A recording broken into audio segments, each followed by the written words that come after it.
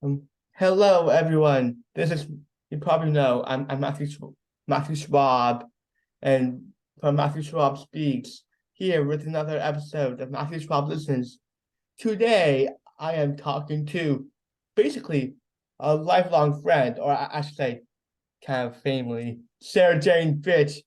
I've known her since she was my qualified professional to the North Carolina Innovations Waiver through the then aptly named A Small Miracle, which is now known as Abound Health. So, Sarah Jane, can you tell us what Abound Health is?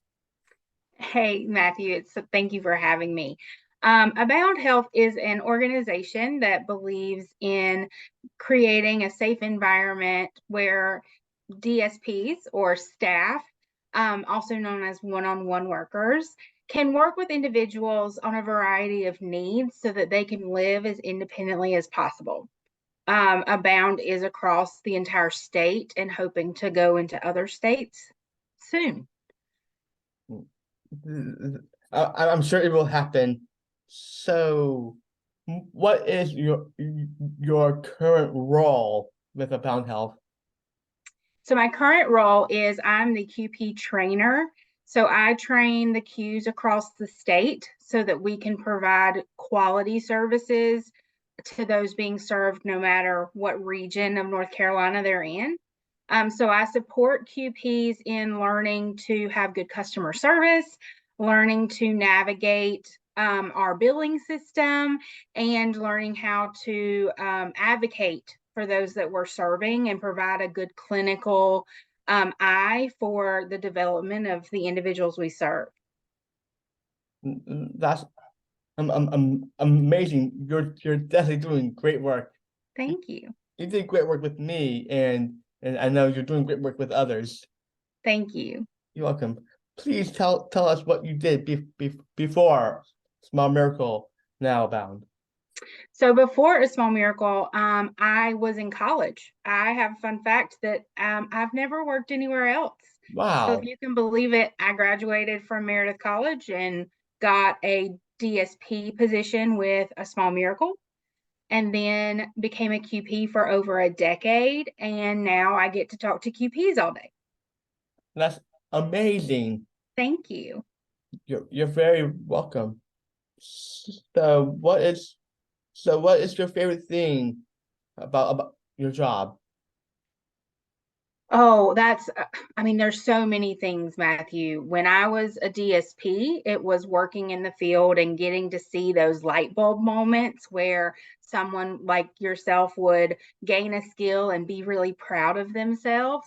Um, I, as a QP, had the opportunity to go to several graduations for folks on my caseload, um, to get and celebrate jobs that they obtained, like yourself, and kind of sharing in all those victories, right? That's probably my favorite thing. And now, as a QP trainer, I enjoy influencing other professionals to have confidence in being able to serve the people that to the best of our ability. That is that's great work right there. So what is something that people should know? Like what is something that people should know but don't know about what you do with Abound?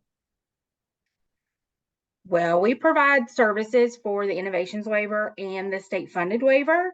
Some folks may not realize just how many resources we have at Abound. We have an advocacy department where we have parent advocates, we have client advocates, and we have DSP advocates. We also have many opportunities to show our DSPs how much we care for them with loyalty bonuses and referral bonuses. So, as a company, we try really hard to live our core values out loud.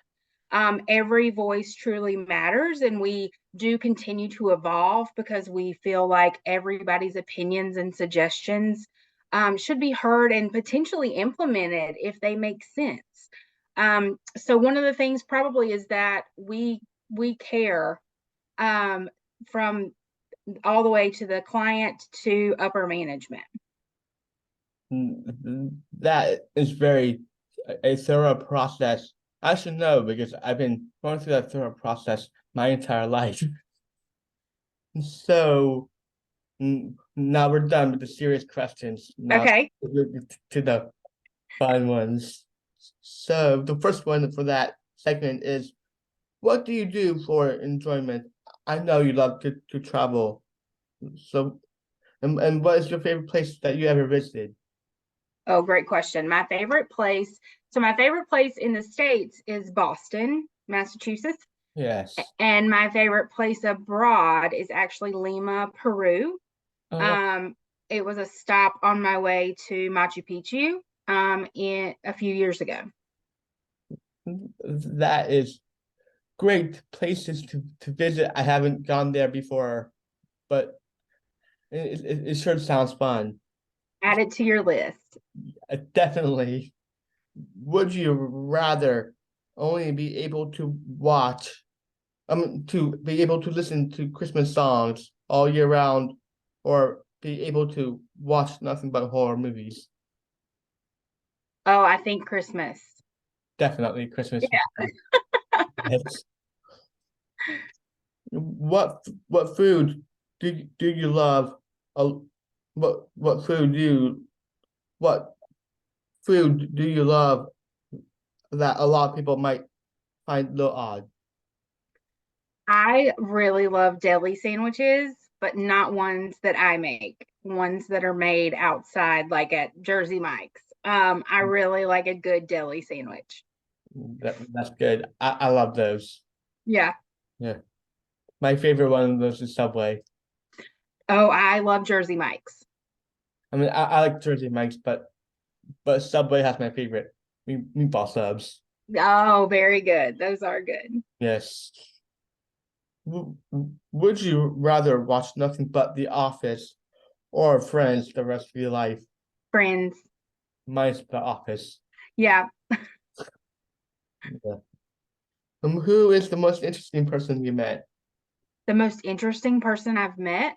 Yes, Oh, Matthew. I I don't know. I guess this is proof that I didn't know your questions before our meeting because I didn't get to think about it. yeah. Um, the most interesting person I've ever met would probably be the president of my college when I was at Meredith College. Oh, nice. Yeah. So, as you know, my first job was at Chick-fil-A. Hmm. There for 6 years. What was your first job?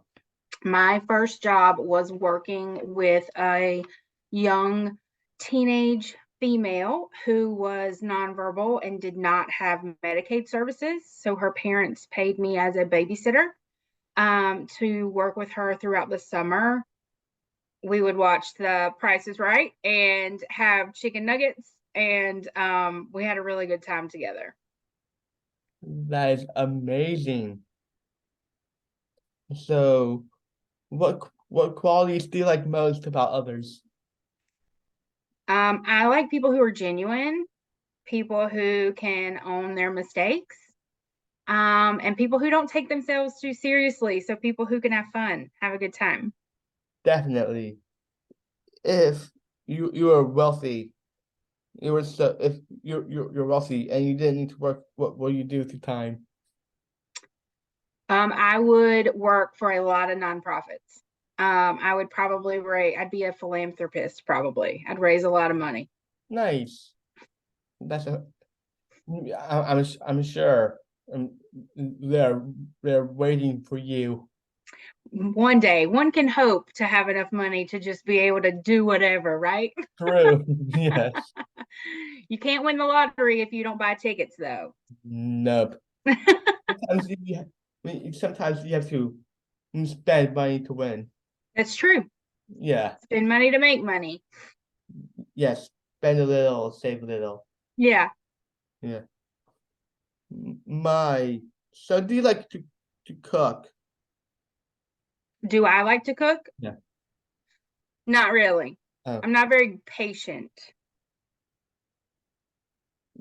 So, what is your best dish you make? The best dish I can make is probably I make really good tacos. Ooh, Yeah. me too. And this may be an odd way of tacos for other people, but for me, it's like usually so it's the soft tortilla and then the ground meat and Yeah. then shredded cheese, sour cream, and that's it. And I roll it up and I just eat it that way. I mean, those are the best ingredients. True, I mean, you do love some cheese.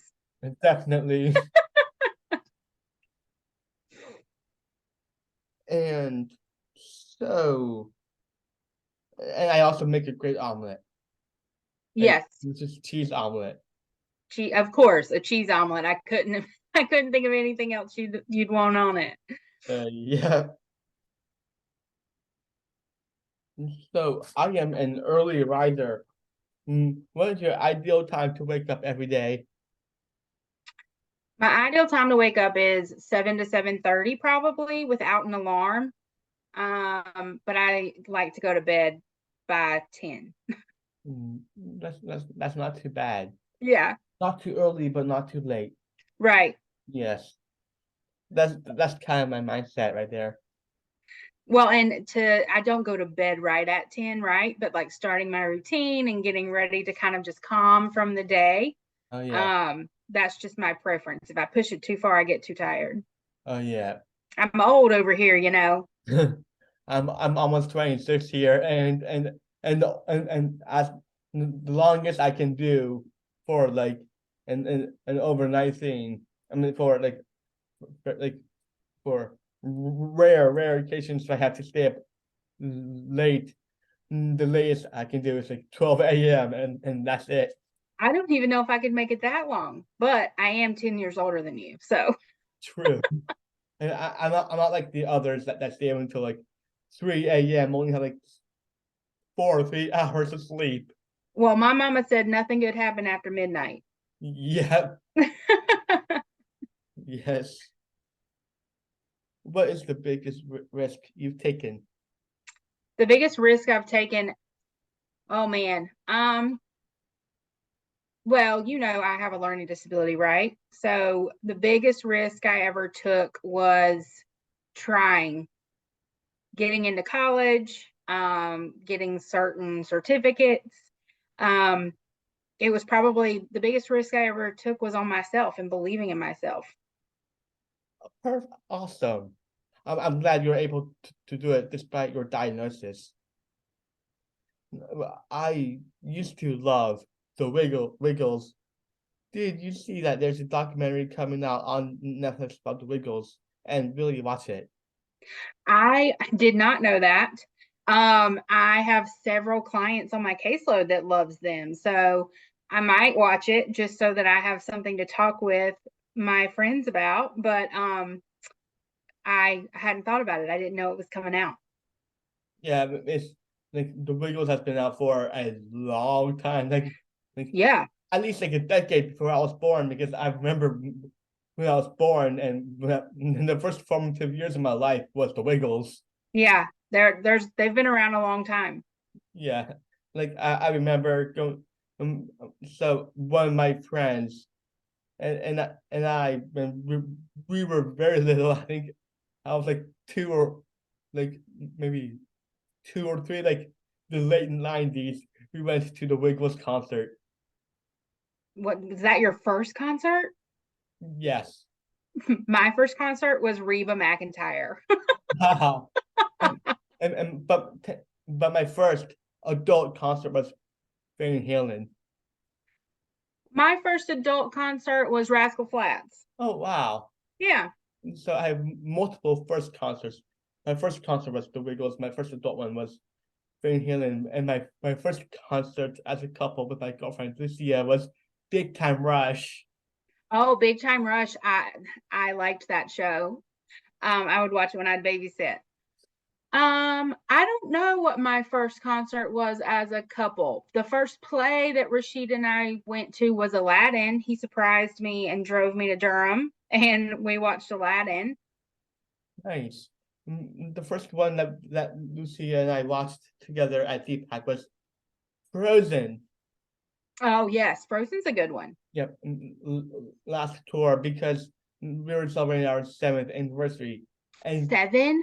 last year. So get this, October 18th, which is Wow. this month, would be 8 years. Wow, Matthew, that's something to be really proud of. Definitely. So pretend you're interviewing me. What is one thing you wanted to know? One thing I want to know. I want to know what you're the most proud of, Matthew. Wow. So I'm proud of my life. I'm proud of having Down syndrome. I'm proud of Gigi's Playhouse, proud of my family, proud of my girlfriend, proud about my volunteering jobs. And aside from that, I'm proud of my service with the innovations waiver. And part of that is I'm really proud of meeting you and spending my entire life with you. Me too, Matthew. Thank you. That's so sweet. You're very You have a lot to be proud of. yes, I do. Is there anything else you wanted to leave the audience with? No, just thank you for the opportunity to talk to you today. And I miss having you and seeing you roughly every 90 days when I was your Q. But thank you for having me. You're very welcome. Where can people find information about health or the North Carolina State in innovations, maybe, and how can they reach out? Wonderful. So Abound Health has a website. It's aboundhealth.com. And you can also find information about the waiver when it comes specifically to the counties around Raleigh at the Alliance Innovations Waiver website. You could also Google the Innovations Waiver from anywhere in North Carolina, and that will lead you to a website that's closest to you. There's different NCOs across the state. So the one here in Raleigh is Alliance. Yes. So thank you, Sarah Jane-Fitch, for a wonderful time. Thank you for having me, Matthew. You're very welcome. Audience, thank you for watching this episode of Matthew Schwab Listens, and stay tuned for the next one.